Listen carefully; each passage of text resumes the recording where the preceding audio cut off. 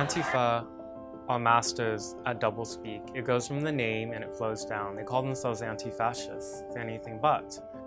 They're a movement made up of radical extremists, anarchists, and communists, and they're agitating for a political revolution in the United States. They truly believe that they're part of the vanguard to achieve this.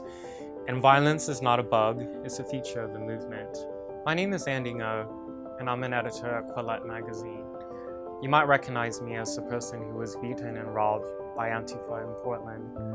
But what you may possibly not know is how my family's experience informs and intersects with how I cover Antifa. Both my parents are from the former South Vietnam.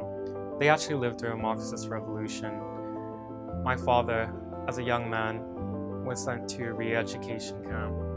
My mother, as a teenager with her siblings and entire family, were relocated to a labor camp. Antifa views the United States as an irredeemable country and concept. They abhor the principles that make up the foundations of liberal democracy. If they were to achieve their goal, there wouldn't just be the destruction of the state, there would be the silencing of all oppositional views.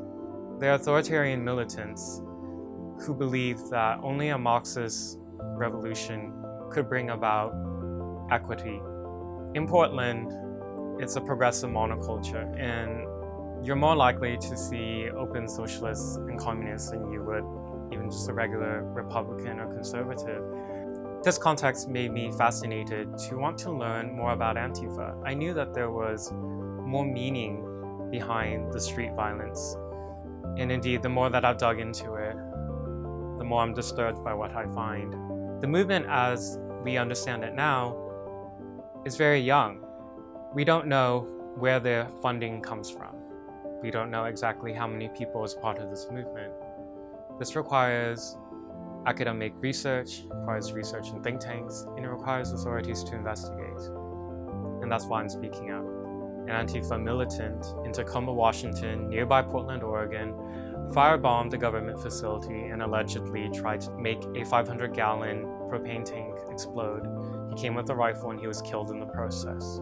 We have a casualty now, and he left behind a manifesto for us to clearly see what his beliefs were. On the 29th of June, I was beaten and robbed by Antifa. Their attack ended up with me getting diagnosed with a brain hemorrhage. I'm going to continue to suffer for some time as I work on my recovery. I wasn't the first to be beaten, and I won't be the last.